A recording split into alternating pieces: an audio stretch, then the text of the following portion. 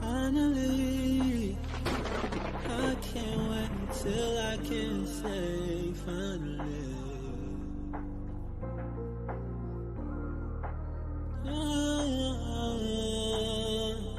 Finally, yeah, yeah.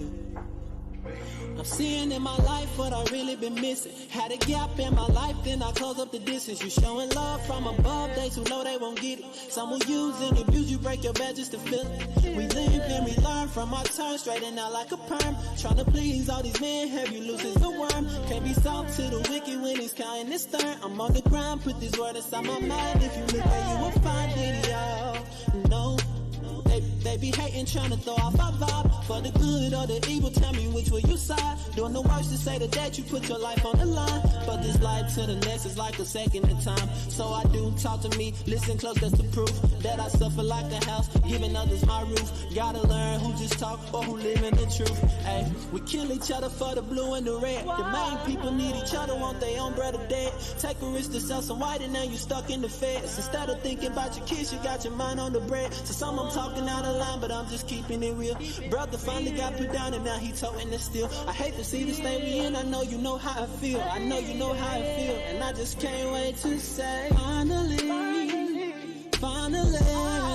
I just can't wait to say finally, finally.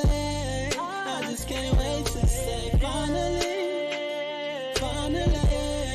I just can't wait to say finally.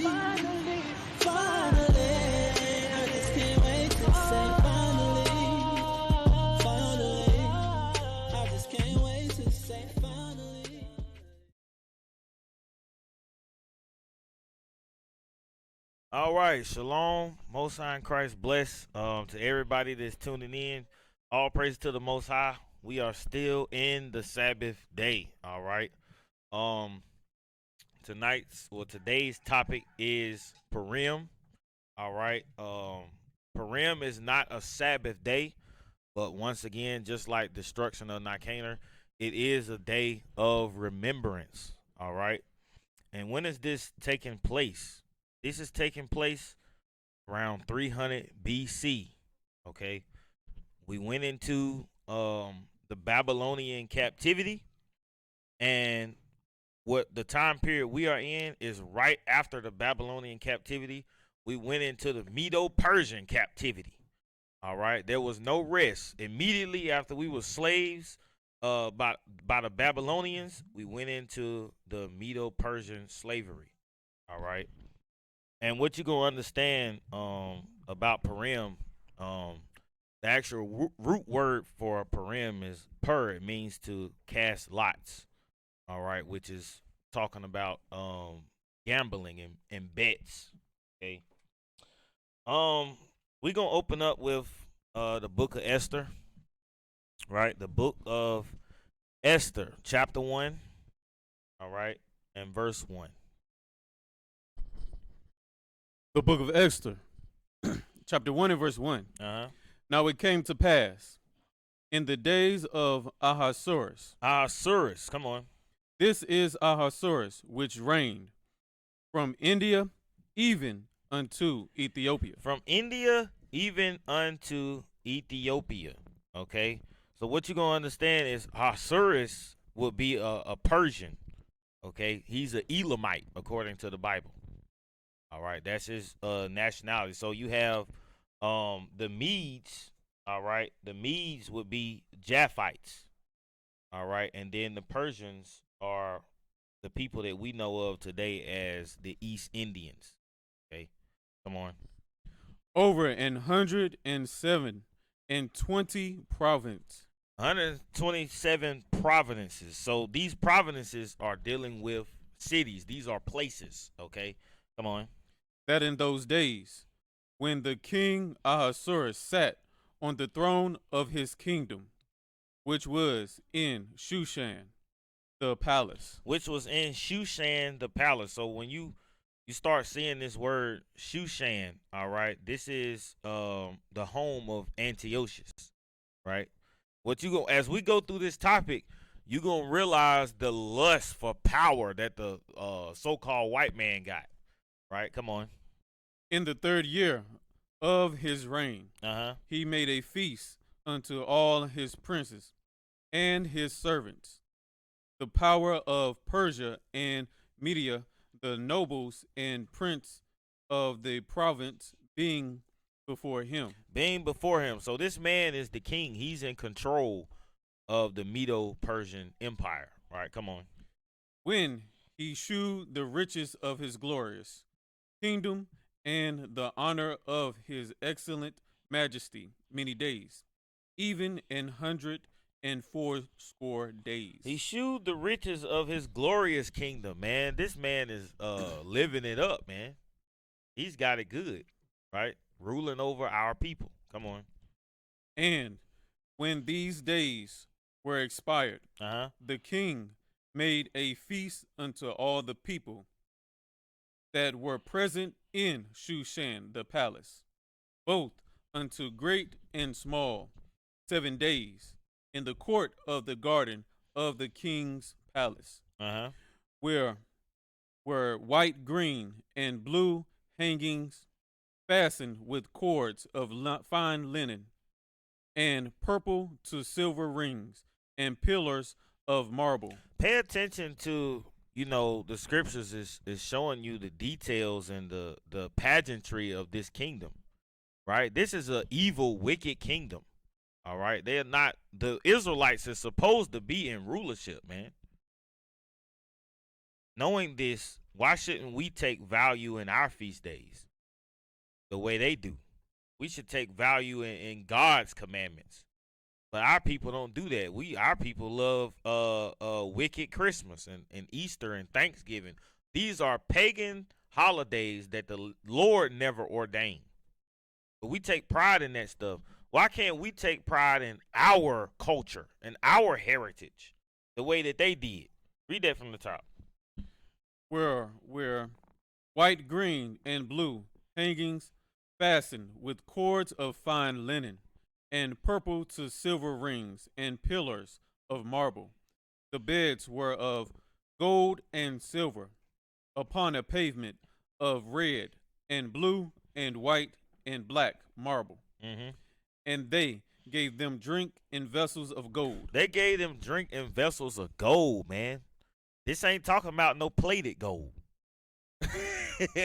This talking about pure gold. Come on.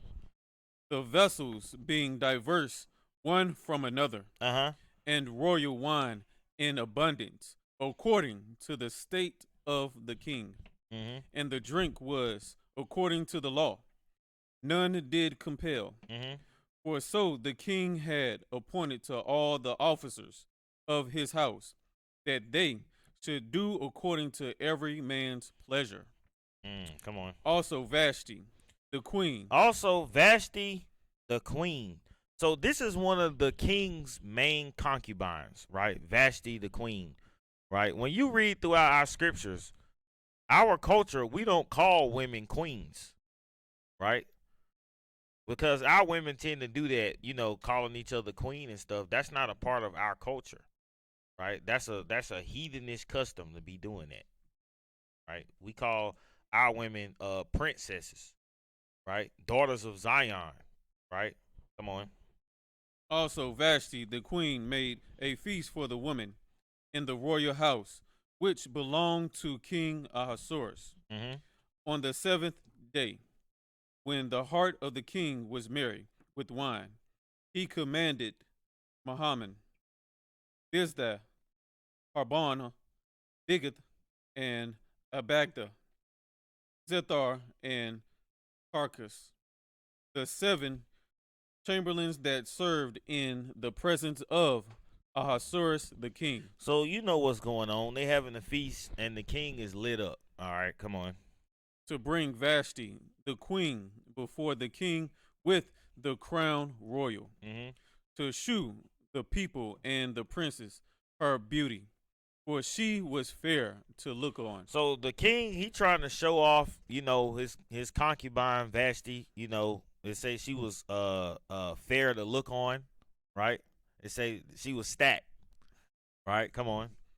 But the queen Vashti refused to come at the king's commandment. She refused to come at the king's commandment. So the king, he got all the princes in there, all his friends, all the people that is looking at him, and he want to obtain this certain image, right?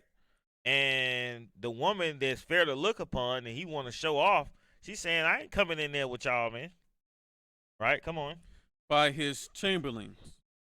Therefore was the king very wroth, and his anger burned in him. Then the king said to the wise men, which knew the times, for so was the king's manner toward all that knew law and judgment.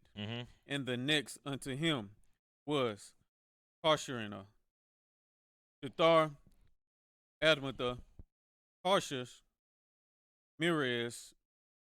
Mirazna, and Mamukin, the 7 princes of Persia and Media, which saw the king's face, and which sat the first in the kingdom.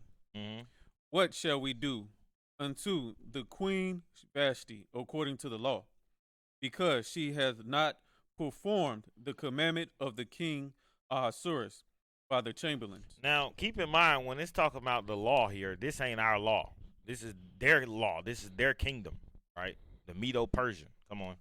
And Memucan answered before the king and the princes, Vashti the queen hath not done wrong to the king only, but also to all the princes and to all the people that are in all the province of the king Ahasuerus. For this deed of the queen shall come abroad unto all women, so that they shall despise their husbands in their eyes. When it shall be reported, the king Ahasuerus commanded Vashti the queen to be brought in before him, but she came not. Likewise shall the ladies of Persia and Media say this day unto all the king's princes which have heard of the deed of the queen.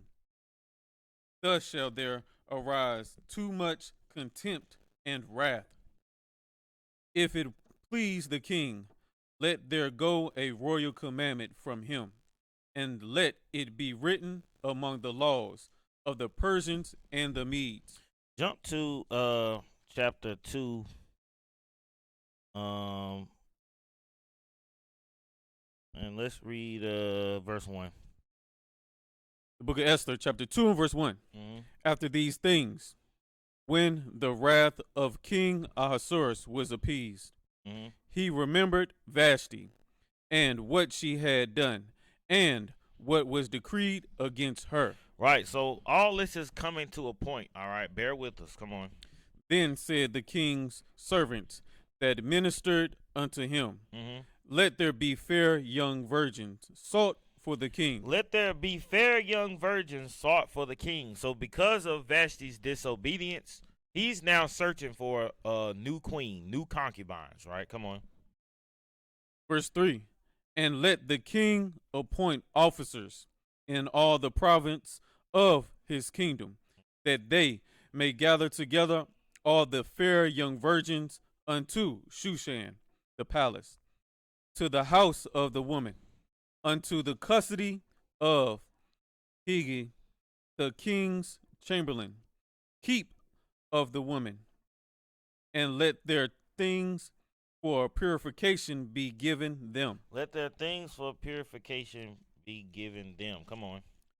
And let the maiden which pleased the king be queen instead of Vashti. And the thing pleased the king, and he did so. Now in Shushan, the palace, there was a certain Jew. There was a certain Jew. Now keep in mind, all right, it's calling this man a Jew right here. So this is Babylon. So who's primarily in Babylon? You have the southern kingdom. This is a piece of why we know when the Bible talking about a Jew, it's talking about the southern kingdom, right? Judah, the tribe of Benjamin, and half of the tribe of Levi. This is how we know, because of this time period, right? You had the northern kingdom that was in the Assyrian captivity, right? Come on. Now in Shushan, the palace there was a certain Jew, whose name was Mordecai, Uh-huh. the son of Jair, Uh-huh. the son of Shemiah, the son of Kish, a Benjamite, Uh-huh. who had been carried away from Jerusalem with captivity, which had been carried away with Jeconiah, king of Judah, from Nebuchadnezzar, the king of Babylon, had carried away. Mm-hmm. And he brought up Hadassah, Mm-hmm. that is Esther, So that word Hadassah is a Hebrew word. It's still talking about Esther, right? Come on.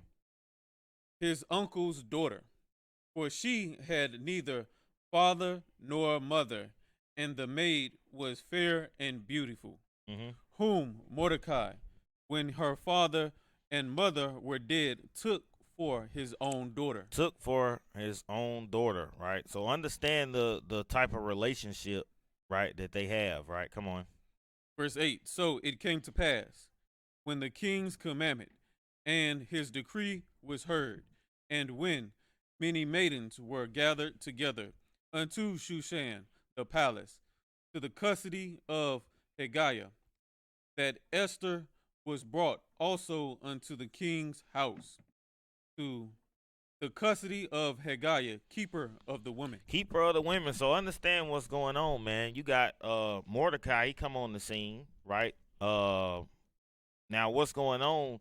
Their relationship is Mordecai told her, look, keep quiet, keep silent, right? Don't tell nobody that you are Israelite, right? Keep all that stuff private, right? So this man, Mordecai, is walking in wisdom, right? He's in the position, all right, of a soldier, so to speak, all right, for Ahasuerus, right? Come on. Verse 9. And the maiden pleased him, and she obtained kindness of him, and he speedily gave her things for purification, with such things as belonged to her, and 7 maidens, which were meet to be given her out of the king's house. Uh-huh. And he preferred her and her maids unto the best place of the house of the women. Mm-hmm. Esther had not showed her people nor her kindred, for Mordecai had charged her that she should not shew it. Mm-hmm. And Mordecai walked every day before the court of the house, court of the women house, to know how Esther did and what should become of her. Mm-hmm. Now, when every maid's turn was come to go into King Ahasuerus, after that she had been 12 months, according to the manner of the women. For so were the days of their purification accomplished, to wit, 6 months with oil of myrrh, and 6 months with sweet odors, and with other things for the purifying of the women. So understand what it's talking about here. Basically, what it's telling you is he picked out certain women that he liked, and they had to wait these 12 months for a purification. So he had these women basically preparing themselves for him. He had them soaking in these oils for months after month after month. Right? Come on. Verse 13. Then thus came every maiden unto the king. Uh-huh. Whatsoever she desired was given to her, to go with her out of the house of the women unto the king's house. Mm-hmm. In the evening she went, and on the morrow she returned into the second house of the women, to the custody of Jehazagas, the king's chamberlain, which kept the concubines. She came in unto the king no more, except the king delight in her, and that she were called by name. So basically what it's telling you is if the king don't call you, then you don't come, because they had a law where if you came to the king without his permission, then you would be put to death. Right? Come on. Verse 15. Now when the turn of Esther, the daughter of Abihail, the uncle of Mordecai, who had taken her for his daughter, was come to go in unto the king. She required nothing but what Haggai, the king's chamberlain, the keeper of the woman, appointed. So the king told her, look, you a concubine, you can have whatever you want. She didn't want anything. She was just doing what she had to do at the time to get by, to get through this, right? Come on. And Esther obtained favor in the sight of all them that looked upon her. So Esther was taken unto King Ahasuerus into his house, royal in the 10th month, which is the month Tebeth, in the 7th year of his reign. And the king loved Esther above all the women, and she obtained grace and favor in his sight more than all the virgins, so that he set the royal crown upon her head and made her queen instead of Vashti. So you see this, throughout certain scriptures, you begin to see how our people gain favor in captivity, right? Come on. Verse 18. Then the king made a great feast unto all his princes and his servants, even Esther's feast. And he made a release for the province and gave gifts according to the state of the king. And when the virgins were gathered together the second time, then Mordecai sat in the king's gate. Esther had not yet shewed her kindred nor her people, as Mordecai had charged her. For Esther did the commandment of Mordecai, like as when she was brought up with him. In those days, while Mordecai sat in the king's gate, two of the king's chamberlain, Bigthan and Teresh, of those which kept the door, were wroth and sought to lay hand on the king Ahasuerus. So what you got going on, all right, now Esther is set up in the king's house, right? The king has favor for her, right? And then you have Mordecai that's on the outside of that, right? So Mordecai is with these two soldiers, all right? These two soldiers are guarding the gate, and they hate the king. They are ready to kill King Ahasuerus. Mordecai is hearing all this stuff, right? Come on. Verse 22. And the thing was known to Mordecai, who told it unto Esther the queen. And Esther certified the king thereof in Mordecai's name. So, our people, man, this brother Mordecai is a very righteous brother, man. Real quick, go to Leviticus 5:1. Leviticus 5:1. Right, and this is another thing too that our people got to pick up on this. Understanding how to move in captivity is a certain type of wisdom that we have to have here, right? He telling Esther, listen, don't tell them that you are Israelite. Keep your kindred on the down low, because at the end of the day, this could do you some harm if you profess this right now. And it's the same thing, with our people when we look at the situation we in captivity, man. Sometimes it's not good to, say certain things at certain times. This is why the scriptures say we have to be wise as a serpent, right? Bring that out.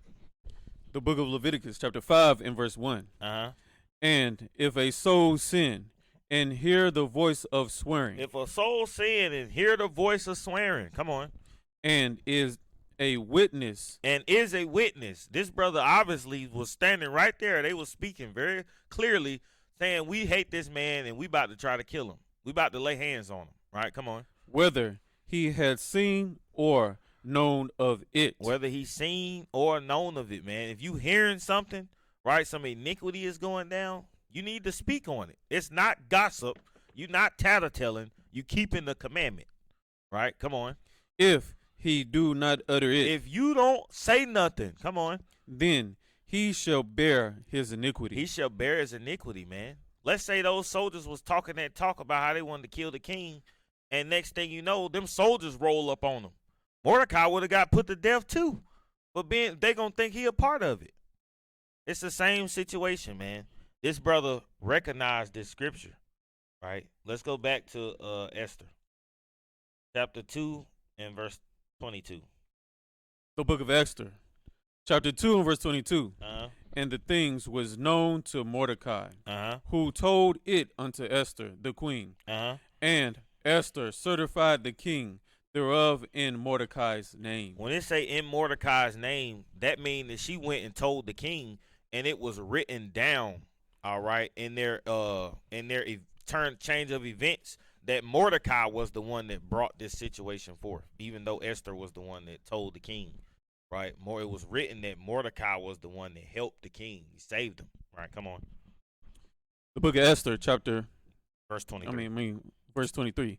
And when inquisition was made of the matter, it was found out. Therefore, they were both hanged on a tree, and it was written in the book of the Chronicles before the king. The book of the Chronicles before the king. And no, this ain't talking about our book of Chronicles, First and Second Chronicle. It ain't talking about that. All right. So keep in mind what's going on here. These men were about to kill the king. Mordecai came forward and he told Esther, all right, and this was put him in a position of favor as well. So now you got Esther and Mordecai that's in favor with the king, right? Pay attention, right? Chapter 3, verse 1. The book of Esther, chapter 3 and verse 1. Uh-huh. After these things did King Ahasuerus promote Haman, the son of Hammedatha, the Agagite, and advanced him, and set his seat above all the princes that were with him. So pay attention now. You start to see a repeat behavior here with the king, right? You have Vashti, right, was a concubine. She disobeyed the king. He said, bring a whole new fleet of concubines in here. And then you got these two soldiers, right? They were brought forth for trying to kill the king. He said, we about to rearrange the whole army. Let's set a new captain over all the soldiers. Now keep in mind, this is saying that Haman, the son of Hammedatha, the Agagite. So who are the Agagites according to the scriptures? You need to find that out. Let's go to Genesis. This is a very important point right here. Who are the Agagites according to the scriptures? All right, let's go to Genesis 36. Genesis 36, and let's read verse 9. The book of Genesis, chapter 36 and verse 9. And these are the generation of Esau. These are the generations of Esau. Come on. The father of the Edomites in Mount Seir. So it's telling you, all right, what it's about to start telling you is these are the sons of Esau. Now, according to the Bible, you are what your father is, right? You are what your father is. We did a class called the lineage of Edom, all right? Go back, watch that class, all right? You're going to learn something. These are the generations of Esau. Read verse 12. Verse 12, and Timnah was concubine to Eliphaz, Esau's son. Esau's son. So now what is this showing you? Eliphaz is an Edomite. Okay, come on. And she bare to Eliphaz Amalek. And she bare to Eliphaz Amalek. So Amalek is an Edomite. Okay, these are the generations of Edom.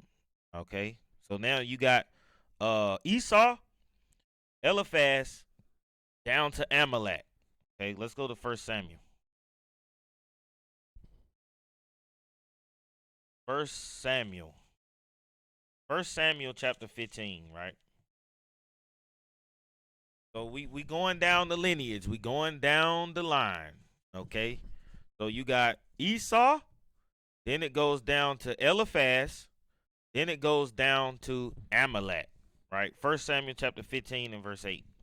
The book of 1 Samuel, chapter 15 and verse 8. Uh-huh. And he took Agag. He took Agag. Okay, pay attention. He took Agag. Right. This is dealing with the time of Saul. Right. They were supposed to kill all of these men, and they decided not to. All right. And to this day, because we decided to break the commandment of the Lord, these same folks that the Lord told us to wipe out are now in our homeland and have put themselves in the position to be us and have committed the biggest identity theft on the planet Earth because we decided to disobey God's commandment. Read that from the top.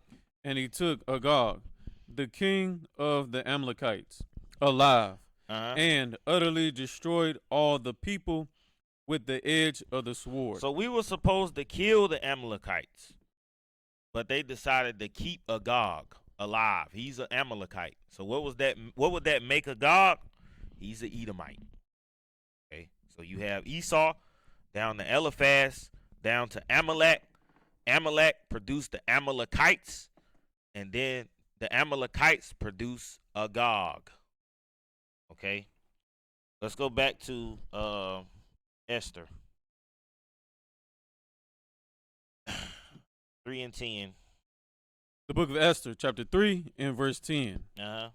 And the king took his ring from his hand and gave it unto Haman, the son of Hammedatha, the Agagite, the Jews' enemy. So keep in mind what it's calling him right here. It's calling Haman an Agagite. Him and his daddy, they both Agagite. So what does that make him? They are Edomites according to the scriptures. Okay, these are Edomites, right? Let's go to additions to Esther in the Apocrypha, right? Additions to Esther in the Apocrypha, right? We want to bring something out, right? Additions to Esther is before Sirach. Let's read chapter 16, and let's start at verse 10. The book of additions to Esther, chapter 16 and verse 10. For Haman. For Haman. This is Haman. It's still Haman and Hammedatha. All right. This is in the Apocrypha. So they took this out of the regular Bible that they sell in the stores today. All right. The regular Bible in the stores today got 66 books in it. But the original King James Version Bible has 80 books in it. Clearly, when you go to Esther in the regular Bible, all right, you can tell when you read in that last chapter or that last verse that it's cut off. Okay, this book right here is the rest of Esther, right? So this is talking about that same Haman and Hammedatha, right? Read it from the top. For Haman, a Macedonian. A Macedonian. So keep in mind, it called him an Agagite. Now we know that the Agagites, according to the scriptures, are Edomites. They come from the lineage of Esau. But now it's calling those same Edomites Macedonians. Macedonian is talking about a Greek. It's the same people. Right? Come on. For Haman, a Macedonian, the son of Hammedatha, being indeed a stranger from the Persian blood, and far distant from our goodness, and as a stranger received of us. Now let me explain what's going on. This is a letter that King Ahasuerus, all right, over his kingdom, the Medo-Persian kingdom. This is a letter that the king has sent out to all the provinces, right? All of the cities that he's over. This letter is being sent out, all right, and he's addressing Haman, the man that he made a captain, right? Come on. Verse 11, had so far forth obtained the favor that we shew toward every nation, as that he was called our father, and was continually honored of all men. All the next. Say all men? Yeah, all men. Okay, yeah. As the next person unto the king.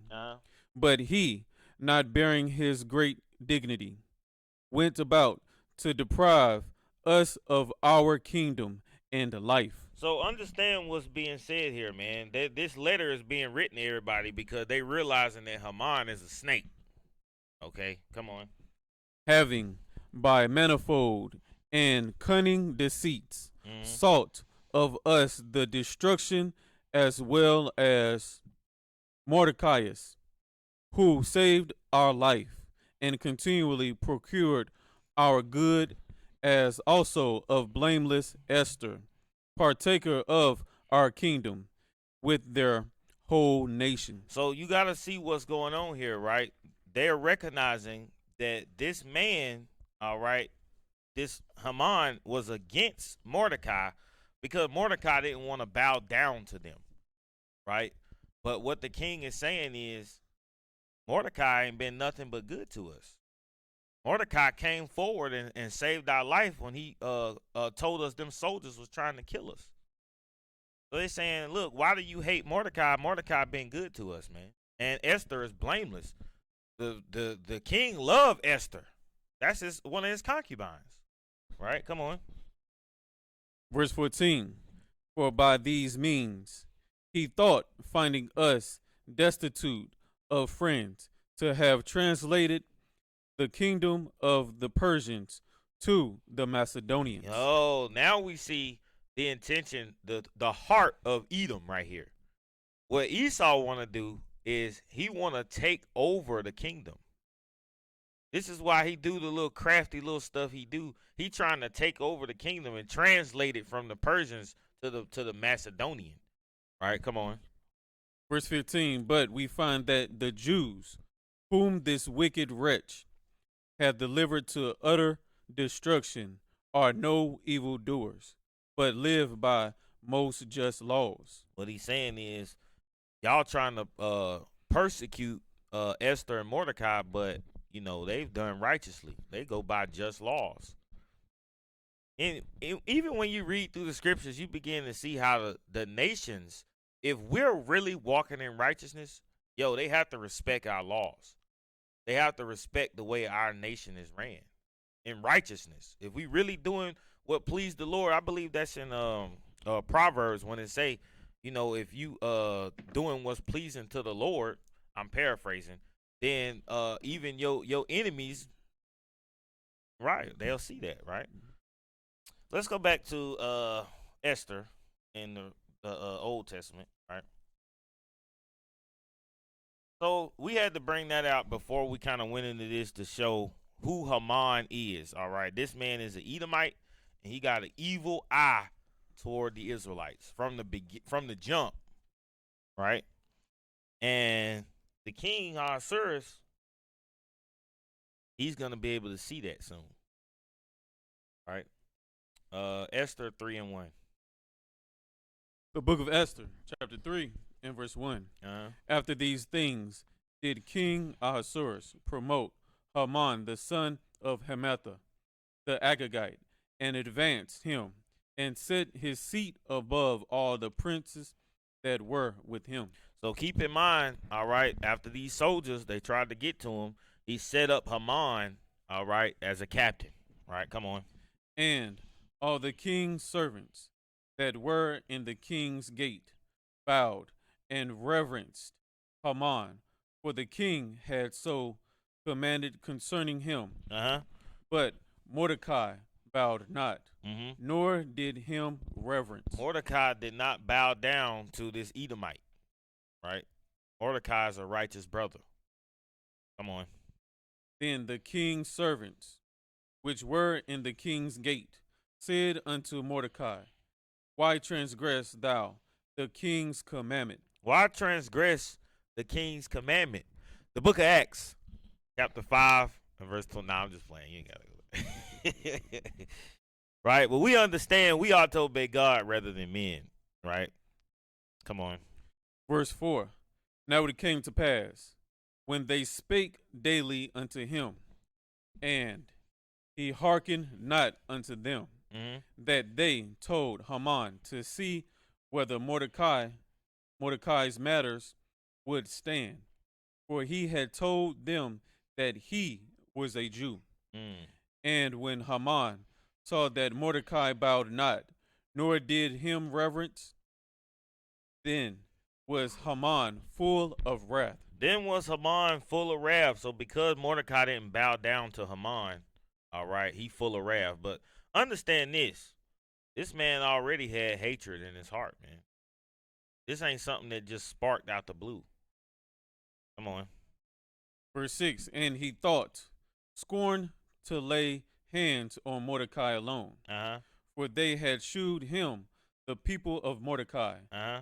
Wherefore Haman sought to destroy all the Jews that were throughout the whole kingdom of Ahasuerus, even the people of Mordecai. This is how you know that secret hatred was there, man. Mordecai didn't bow down. And now he talking about, I'm going to kill all the Jews and these hundreds of provinces. I'm going to kill all of them. Come on.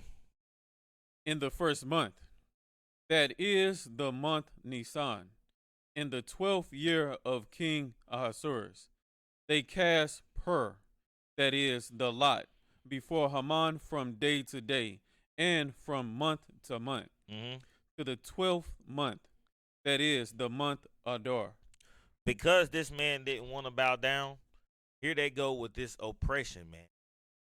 This is the thing when we in captivity. The job of the heathen is they want to make our life as difficult as possible, man. And our people don't realize the systematic oppression that is going on in our captivity, man. To the point where our people really think, everybody equal. But we not equal. We God chosen people. We above everybody. Come on. Verse 8, and Haman said unto King Ahasuerus, there is a certain people. There is a certain people, man. Come on. Scattered abroad and dispersed among the people. See these key words right here? Scattered abroad and dispersed. You have to start realizing the Bible is a spiritual book, man. And these certain phrases don't just mean nothing. Because you start to see these same phrases in the New Testament. People don't see it. But these things is always in the Old, showing us who it's talking about. Come on. In all the province of thy kingdom. These people that scattered abroad and dispersed among the people in all the provinces. Right? Come on.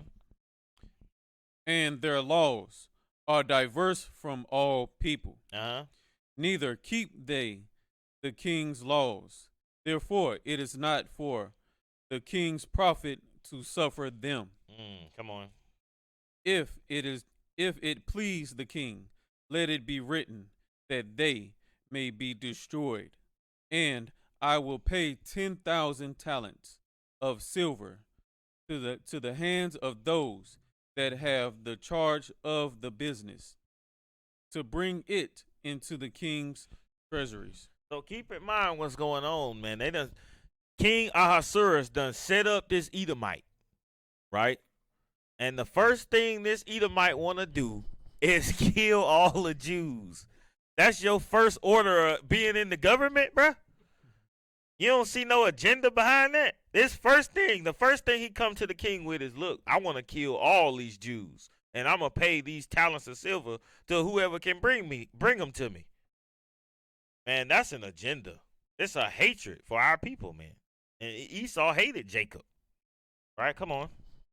Verse 10, and the king took his ring from his hand and gave it unto Haman, the son of Hammedatha, the Agagite, the Jews' enemy. The Jews' enemy, man. Why is he our enemy? See, this is what our people don't see, man. When the Bible says separate from your enemies, man, and take heed to thy friends, man. We got to come together as a nation of people, man. Stop trying to lean on our oppressor, all right, seeking for that vain help, man. This is why we got to come out of politics, because these folks is deceitful. They'll hold up the Bible. I seen the video of Donald Trump holding up the Bible. You know what I'm talking about? And this man is the devil, man. But they'll hold up this book of mathematics and teach you social studies. and you gonna soak it up. And you think that book of mathematics is social studies, but it's completely different. Christianity and the Bible are two separate things. They don't go together. Right? And it's hurting our people the longer that we join to the heathen this way, man. Right? Come on. Verse 11. Uh-huh. And the king said unto Haman, the silver is given to thee, the people also, to do with them as it seemeth good to thee. Mm-hmm. Then were the king's scribes called on the 13th day of the first month, Mm-hmm. and there was written according to all that Haman had commanded unto the king's lieutenants and to the governors that were over every province, Uh-huh. and to the rulers of every people of every province, Uh-huh. according to the writing thereof, and to every people after their language. Mm-hmm. In the name of King Ahasuerus was it written and sealed with the king's ring. So Haman want to kill all these Jews, all right? And this decree, this letter is being sent out into all these provinces. And then people turn around and ask, do y'all have any proof that the Bible is a true book? This letter is still out there, man. They got one of these letters in Great Britain right now. It's in their museum. And people just act like this stuff be a fairy tale, man. You got our artifacts is in Egypt. We got artifacts in New Mexico. We got artifacts in China. It's proof of the Israelites everywhere. And our people really think this stuff is fake, man. Come on. Verse 13. And the letters were sent by post into all the king's province to destroy, to kill, and to cause to perish all Jews, both young and old, little children and women, in one day, even upon the 13th day of the 12th month, which is the month Adar, and to take the spoil of them for a prey. The copy of the writing for commandment to be given in every province was published unto all people, that they should be ready against that day. The post went out, being hastened by the king's commandment, and the decree was given in Shushan the palace. And the king and Haman sat down to drink, but the city Shushan was perplexed. It say, but the city Shushan was perplexed. So think about this for a minute. A letter just went out that we about to kill all these Jews. And the city was perplexed. Why is that? Because our people was intermingling with them. This is why everybody was in an uproar, because now they friends and family is about to be put to death. They were perplexed because we was mingling. We wasn't supposed to be doing that, right? Come on. The book of Esther, chapter 4 and verse 1. When Mordecai perceived all that was done, Mordecai rent his clothes and put on sackcloth with ashes, and went out into the midst of the city, and cried with a loud and a bitter cry. So Mordecai, all right, he know what's going on now, right? Jump down to verse 10. 4 and 10. The book of Esther, chapter 4 and verse 10. Again, Esther spake unto Hatak, and gave him commandment unto Mordecai. So Mordecai done went, all right, and the message has gotten to Esther, okay? The message has gotten to Esther about what's going on. All right, come on. All the king's servants and the people of the king's province do know that whosoever, whether man or woman, shall come unto the king into the inner court, who is not called, there is one law of his to put him to death, except such to whom the king shall hold out the garden or out the golden scepter, that he may live. Mm-hmm. But I have not been called to come in unto the king these 30 days. So the message went to Esther. All right, they both know about the decree that's went out to kill all the Jews. All right, and Mordecai is telling Esther that she need to go to the king, and try to get him not to go through with this decree. All right, and now she's telling him, look, I mean, that's all that sound good, but if I roll up in there, I might be put to death for coming unannounced without the king's permission. Right? Come on. Verse 12.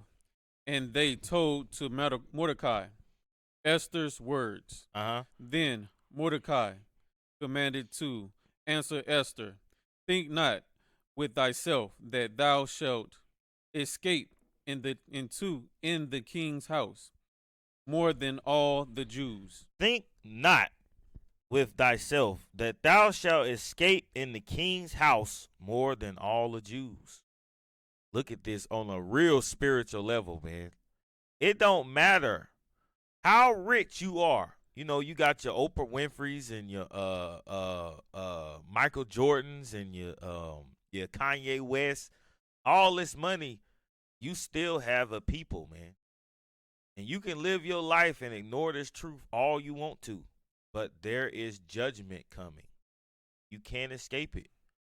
He telling her, don't think just because you in the king's house that this ain't going to touch you and your people. You have to keep in mind, we a nation. You have to understand, we a nation. All right? Don't think not with thyself that thou shalt escape in the king's house. All right? This judgment is coming either way. Come on. Verse 14. For if thou altogether holdest thy peace at this time, then shall their enlargement and deliverance arise to the Jews from another place. Mm-hmm. But thou and thy father's house shall be destroyed. Mm-hmm. And who knoweth whether thou art come to the kingdom for such a time as this? Mm. Then Esther bade them return Mordecai this answer: Go gather together all the Jews that are present in Shushan, and fast ye for me, Mm-hmm. and neither eat nor drink 3 days, Mm-hmm. night or day. I also and my maidens will fast likewise, and so will I go in unto the king, which is not according to the law. Mm-hmm. And if I perish, I perish. Look at what she did, man. This was Esther's test. This was Esther's test for her to prove herself, right? And she went through with it. She came out good on the other side. She said, if I perish, I perish. But her mindset is, I have to save my people. I have to warn. I have to do something, because if I don't, all these people are going to die. Think about the bravery that she had to have to go in there before the king, knowing that she could be put to death. But what she done was she thought about her people. She showed that love. No greater love than this. 5-1. The book of Esther, chapter 5 and verse 1. Mm-hmm. Now it came to pass on the third day that Esther put on her royal apparel, Mm-hmm. and stood in the inner court of the king's house, over against the king's house. And the king sat upon his royal throne in the royal house, over against the gate of the house. Mm-hmm. And it was so, when the king saw Esther the queen standing in the court, that she obtained favor in his sight. Mm-hmm. And the king held out to Esther the golden scepter that was in his hand.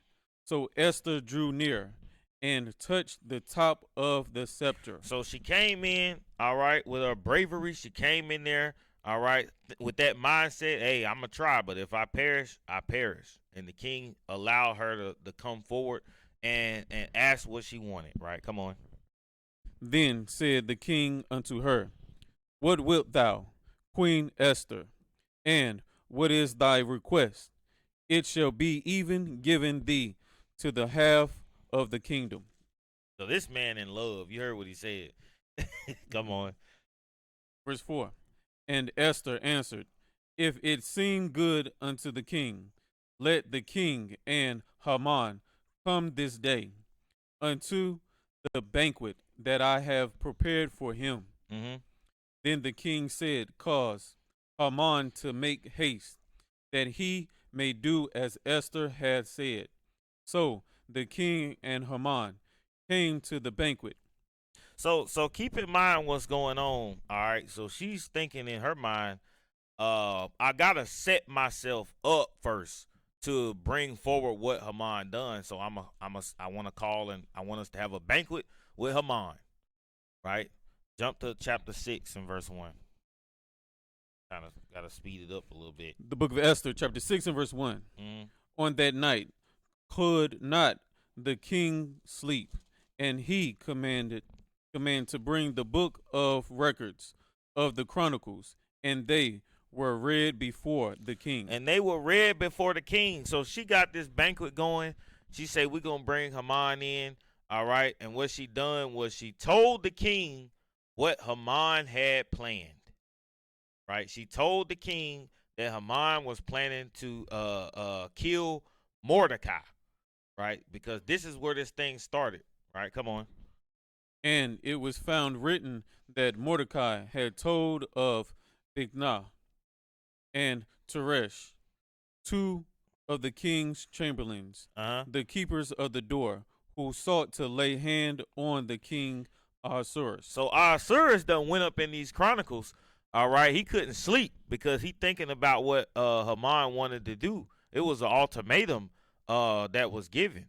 All right, either you gonna honor, the king was given the ultimatum. Either you gonna honor Haman or you gonna honor Mordecai.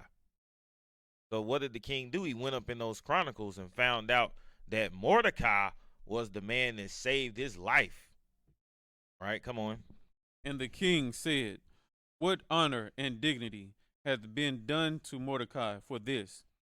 Then said the king's servants that ministered unto him, There is nothing done for him. There is nothing done for him. So he say, man, this man done saved my life. What have we done for this man? Right, come on. Verse 4. Verse 4. And the king said, Who is in the court?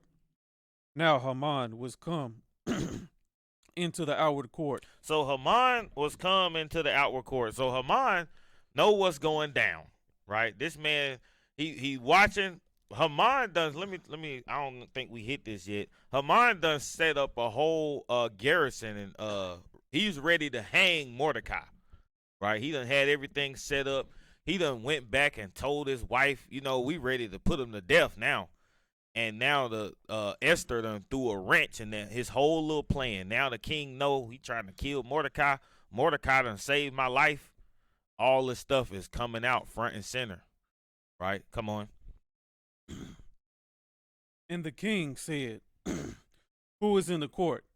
Now Haman was come into the outward court of the king's house to speak unto the king to hang Mordecai on the gallows that he had prepared for him.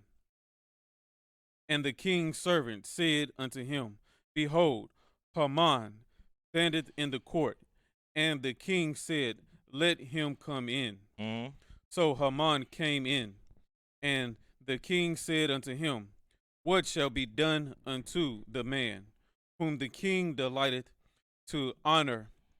Now Haman thought in his heart, To whom would the king delight to do honor more than to myself? And Haman answered the king, For the man whom the king delight to honor, let the royal apparel be brought, which the king useth to wear. So he's saying, this ultimatum is being given. The king, he chose Mordecai. Jump to chapter 9. King chose Mordecai. Right? Esther chapter 9, and let's read verse 1. The book of Esther, chapter 9 and verse 1. We almost done. We're gonna wrap the whole thing up for us. Come on. Now in the 12th month, that is the month Adar, on the 13th day of the same, when the king's commandment and his decree drew near to be put in execution, Mm-hmm. in the day that the enemies of the Jews hoped to have power over them, Mm-hmm. though it was turned to the contrary, that the Jews had rule over them that hated them. So what happened is they had to put Haman to death, man. All right. Haman was seeking out to kill Mordecai from the jump, and he decided we got to kill these Jews too. So when Esther stepped in, all right, and told the king what was going on, they decided to put Haman to death the same way he was going to kill Mordecai. Right? Understand that. Come on.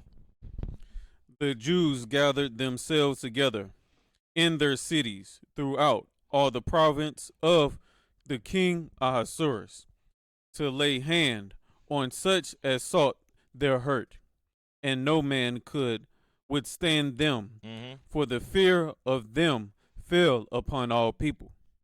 And all the rulers of the province, and the lieutenants, and the deputies, and officers of the king helped the Jews, because the fear of Mordecai fell upon them. The fear of Mordecai fell upon them, man. So understand, we call this Purim, all right, because of the casting lots. But this is Mordecai's day, right? Understand that, all right, for the bravery of Esther and Mordecai. Jump down to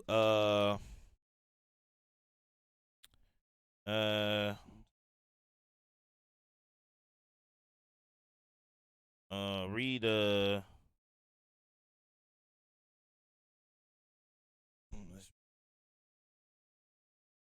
verse 20. Well, read verse 17. The book of Esther, chapter 9 and verse 17. Uh, On the 13th day of the month Adar, and on the 14th day of the same rested day, and made it a day of feasting and gladness. So all this stuff is being turned around. All right, they went from thinking that the army was gonna kill all the Jews to the Jews getting the victory and killing all the people that wanted to kill them. The tables was turned. Right? Come on. But the Jews that were at Shushan assembled together on the 13th day thereof, and on the 14th thereof, and on the 15th day of the same, they rested, and made it a day of feasting and gladness. Mm-hmm. Therefore the Jews of the villages that dwelt in the unwalled towns, Mm-hmm. made the 14th day of the month Adar a day of gladness and feasting, and a good day, Mm-hmm. and of sending portions one to another. Sending portions one to another. This is why the Feast of Purim, all right, we do give gifts. All right, on the Feast of Purim, this is a time of gift giving. All right, according to our Bible. Right, come on. Verse 20. And Mordecai wrote these things, and sent letters unto all the Jews that were in all the province of the king Ahasuerus, both nigh and far, to establish these among them, that they should keep the 14th day of the month Adar, and the 15th day of the same yearly. So we looking at this. All right, the 14th day of the month Adar and the 15th day of the same yearly, we observe the Feast of Purim. All right, which will start for us Monday night. All right, come on. Verse 22. As the days were in, the Jews rested from their enemies, and the month which was turned unto them from sorrow to joy. From sorrow to joy, man. Come on. And from mourning into a good day, that they should make them days of feasting and joy, and of sending portions one to another, and gifts to the poor. Mm-hmm. And the Jews undertook to do as they had begun, and as Mordecai had written unto them, Mm-hmm. because Haman, the son of Hammetha, the Agagite, the enemy of all the Jews, had devised against the Jews to destroy them, and had cast Pur, that is, the lot, to consume them and to destroy them. What a burden to have on you, man. What a weight of oppression is on you when you know that it's a decree that's about to go forth. Kind of like thinking about the purge, man. You know the nightfall coming. You know these folks about to come on out here and they ready to kill anybody they got beef with. It's going down. Right? Come on. Verse 25. But when Esther came before the king, he commanded by letters that his wicked device, which he devised against the Jews, should return upon his own head. That's prophecy right there, boy. That's that Joel chapter 3, man. Thy recompense is going to be dumped on your own head, man. Come on. And that he and his sons should be hanged on the gallows. Wherefore they called these days Purim, after the name of Pur. Therefore, for all the words of this letter, and of that which they had seen concerning this matter, and which had come unto them, the Jews ordained, and took upon them, and upon their seed, and upon all such as joined themselves unto them, so as it should not fail that they would keep these 2 days according to their writing, and according to their appointed time every year. So as you can see, man, this is what the Feast of Purim is all about. It's about us rejoicing, all right, when we were saved from the hand of our enemy, all right. So we look at these two great Israelites, all right, Esther and Mordecai, all right, and we keep this day as a day of these 2 days as days of remembrance, all right. The book of Acts, chapter 5 and verse 29. The book of Acts, chapter 5 and verse 29. Then Peter and the other apostles answered and said, we ought to obey God rather than men. We ought to obey God rather than men, all right, every single day, man. And with that, we say, Shalom. Shalom.